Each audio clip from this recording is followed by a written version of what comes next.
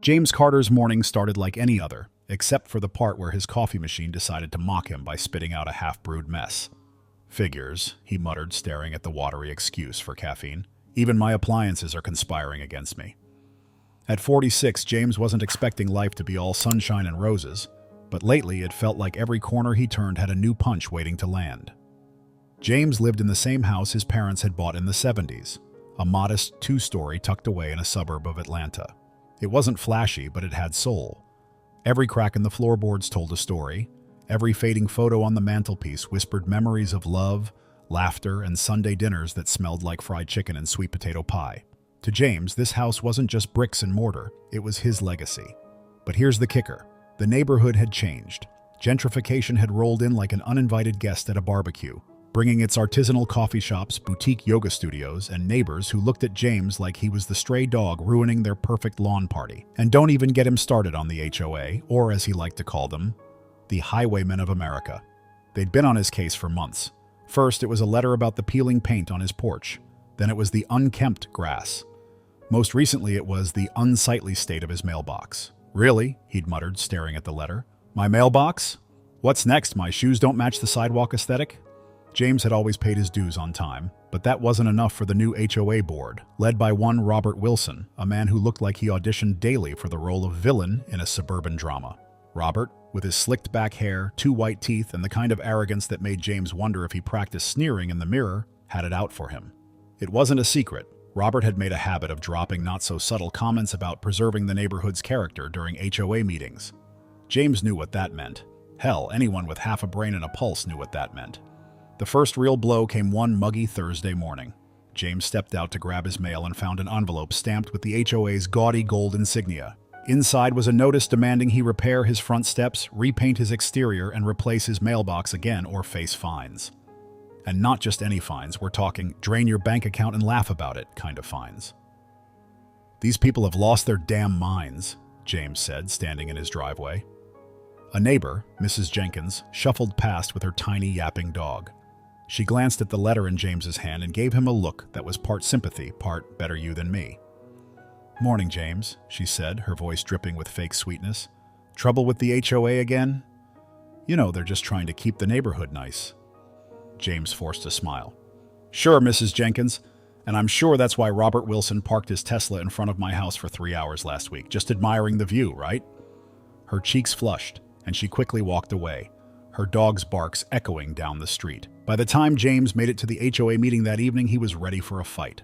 The room smelled like stale coffee and desperation, filled with residents who either didn't care or were too scared to speak up. Robert Wilson sat at the head of the table, flanked by his loyal cronies. He smiled when he saw James, the kind of smile that made James's blood boil.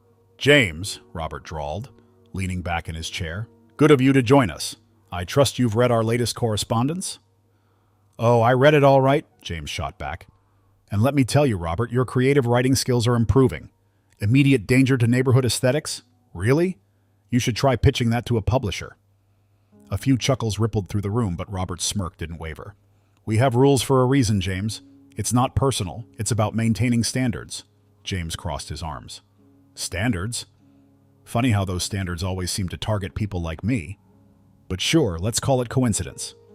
The tension in the room was thick enough to cut with a knife. Robert leaned forward, his voice low and dripping with condescension. James, if you can't keep up with the expectations of this community, maybe it's time to reconsider if you belong here. James's jaw tightened. Oh, I belong here, Robert. More than you'll ever know. For the rest of the meeting, James kept his cool, barely. But as he walked out into the humid night, he couldn't shake the feeling that this was just the beginning. He wasn't sure what Robert and his HOA henchmen were planning, but one thing was clear. They wanted him gone. And James? Well, James wasn't going anywhere, not without a fight. James woke up the next morning to the sound of his phone buzzing relentlessly on the nightstand. Groggy and still half asleep, he grabbed it, only to find an onslaught of messages from neighbors. James, did you see this? Man, they're out for blood. Dude, check the HOA website. ASAP. He groaned, sitting up, already knowing this wasn't going to be good. What the hell did they pull now? He muttered, rubbing his temples. After a quick splash of cold water to the face and a cup of actual coffee, thank God the machine decided to cooperate today, he opened his laptop. The HOA's website greeted him with a big, bold banner. James Carter, A threat to our community? Below it was a laundry list of violations they'd conjured up overnight. Faded paint? Check. Cracked driveway? Sure. Oh, and let's not forget the audacious accusation of harboring an unkempt property. The kicker? They'd attached photos of his house, taken from the worst possible angles, making it look like a dilapidated shack in a horror movie. James stared at the screen, his blood boiling. A threat? To the community? You've got to be kidding me. He slammed the laptop shut, pacing his living room. His dog, Max, a scruffy, lovable mutt, watched from the couch, tilting his head as if to say, "You okay there, buddy?" "I'm fine, Max, just planning how to ruin someone's day," James muttered. He wasn't about to let these wannabe dictators paint him as the villain. But this? This was personal now. Later that day, as James was mowing his lawn, a lawn that, might he add, was perfectly fine before the HOA started sniffing around, he noticed a black SUV parked across the street. It wasn't a car he recognized, and its tinted windows screamed bad intentions. Every so often, the driver's window would roll down just a crack as if someone inside was snapping pictures. "Seriously?" James muttered, wiping sweat off his brow. "What is this, a cheap spy movie?" Deciding he wasn't about to be intimidated, he strode straight over to the car. The window rolled down a little more, revealing a man in a suit who looked like he'd rather be anywhere else. Before the guy could say a word, James leaned in. "Listen, buddy, I don't know who sent you, but you can tell them I said this. Take your photos, shove them in a folder, and file them right where the sun doesn't shine. Got it?" The man blinked, visibly uncomfortable. Without another word, he rolled up the window and sped off, leaving James standing in the middle of the street with his arms crossed. "Amateurs," he muttered, shaking his head. The next bombshell came that evening. As James was winding down with a beer and some bad TV, his doorbell rang. He opened it to find Robert Wilson himself, standing there with a smug grin and an envelope in hand. Behind him were two other HOA members looking like backup dancers in a low-budget villain review. "James," Robert drawled, "we need to talk."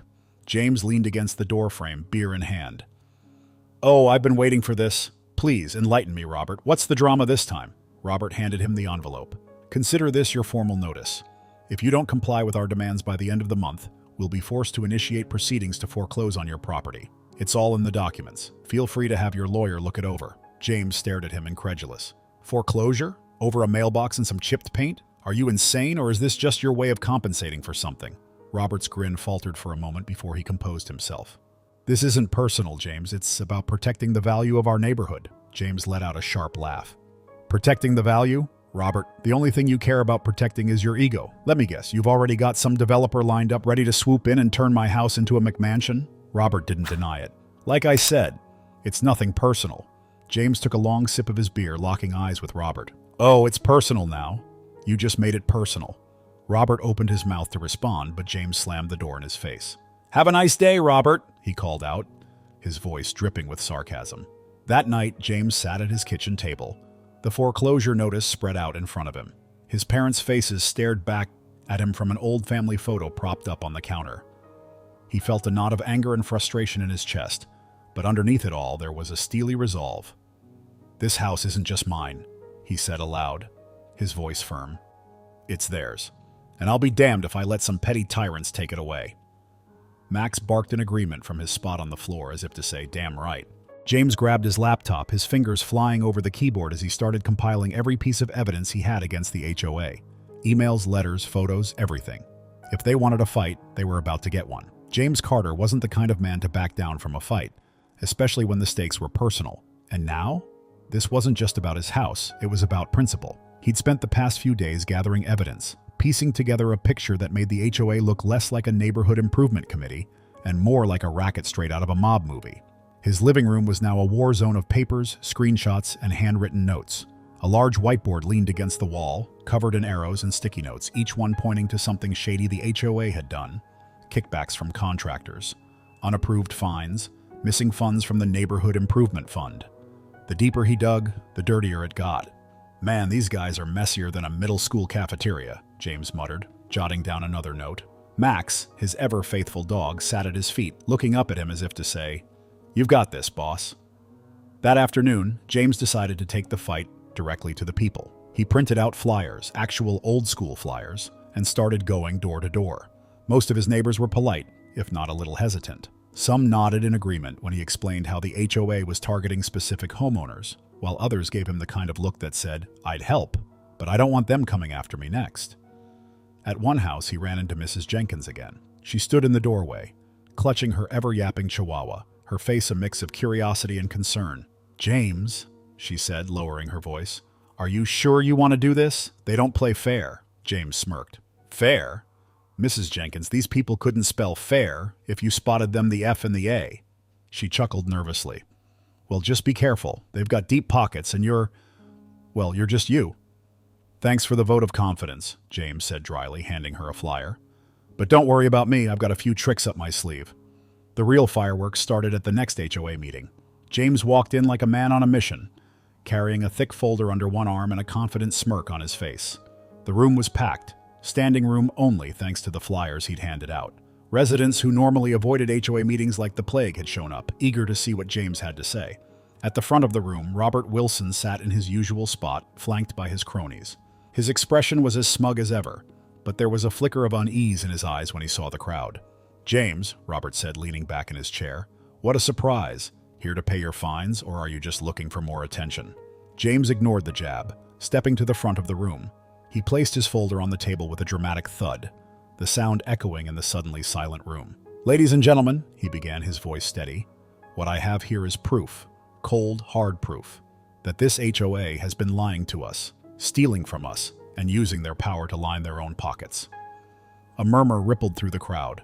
Robert laughed, but it sounded forced. "Come on, James, this is ridiculous." "Ridiculous, huh?" James shot back. "Then explain this." He pulled out a series of documents, holding them up for the crowd to see. "These are contracts showing that Robert here has been awarding neighborhood improvement projects to his own company. And these?" He waved another set of papers. "These show funds missing from the HOA budget, funds that just so happen to match the down payment on Robert's brand new Tesla." The room erupted. People shouted questions, accusations flying left and right. Robert stood up, his face red. "This is slander, James. You can't just make wild accusations without proof." "Oh, I've got proof," James said, pulling out one last paper. "An email from you, Robert, explicitly stating your plan to push certain homeowners out of the neighborhood so you could sell their properties to developers. Care to explain that?" Robert's jaw dropped. For the first time, he looked genuinely rattled. The chaos didn't stop there. As the meeting descended into a shouting match, someone pulled out their phone and started recording. James didn't miss a beat, addressing the camera directly. "To anyone watching this, know that this isn't just about me. It's about every homeowner who's ever been bullied, overcharged, or threatened by a corrupt HOA. Stand up for yourselves. Fight back. They don't win unless we let them." By the time James left the meeting, he knew the tide had turned. People who had been too afraid to speak up were now rallying around him. And Robert? He looked like a man who'd just realized he was in way over his head. The morning after the explosive HOA meeting, James woke up to a phone that wouldn't stop buzzing. Texts, calls, emails. It was like the floodgates had opened. Word had spread about his takedown of Robert Wilson, and people from all over the neighborhood were reaching out. Some were offering their support, while others were sharing horror stories about their own run-ins with the HOA. But what really caught James's attention was the voicemail from a local journalist. "Mr. Carter, this is Lisa Henderson from Channel 9 News. I heard about last night's meeting, and I'd like to cover your story. Call me back when you can." James leaned back in his chair, a slow grin spreading across his face. "Oh, Robert's not going to like this," he muttered. By midday, the HOA office was in full-blown crisis mode. James had emailed every piece of evidence he'd collected to Lisa Henderson, who wasted no time publishing an expose titled "Neighborhood Watchdog or Corrupt Dictatorship: The Dark Side of Suburban HOAs." The article went viral, complete with screenshots of Robert's emails, photos of the misappropriated funds, and testimonies from neighbors who had been bullied by the HOA. Robert tried to spin the story, of course. He held a press conference, well, more like he yelled at a few local reporters outside his office, but it only made things worse. His denial was shaky, his excuses laughable, and by the end of the day, he'd been forced to step down as HOA president.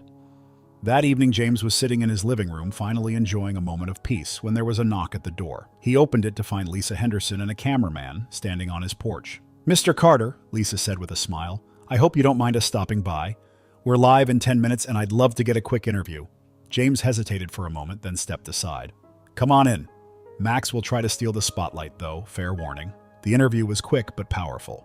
Lisa asked James why he'd fought so hard against the HOA, and his answer was simple. "This isn't just about me," he said, looking directly into the camera.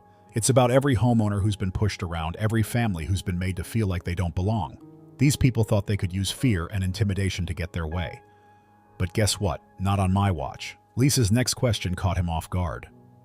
James, I've heard some rumors about your background. Is it true that you're connected to the National Organization for Housing Rights? James chuckled, shaking his head. Connected? You could say that. He paused, letting the moment hang in the air before dropping the bombshell. I'm the president of the National Organization for Housing Rights. Lisa's jaw dropped. The cameraman almost fumbled the shot. And somewhere, James was sure, Robert Wilson was probably breaking something expensive. The fallout was swift and brutal, for the HOA, that is. By the end of the week, a full audit of their finances had been ordered. Several board members resigned, and those who stayed were scrambling to distance themselves from Robert's actions. Meanwhile, James's neighbors rallied behind him, forming a new, resident-led HOA that actually prioritized the community's needs. But the best part? Developers who had been eyeing James's property suddenly backed off. No one wanted to tangle with the man who just publicly dismantled one of the most corrupt HOAs in the state. On a warm Saturday afternoon, James sat on his newly repainted porch watching Max chase squirrels in the yard. A few neighbors stopped by to chat, thanking him for standing up for the community. One even brought him a pie. Don't get used to this, James joked, taking the pie with a grin. I'm still the same guy who forgot to take his trash cans in last week. As the sun set, James leaned back in his chair, sipping a cold beer. His parents' photo sat on the table beside him, and he gave it a nod. This one's for you, he said quietly. We did it. And for the first time in a long time, the house felt like home again.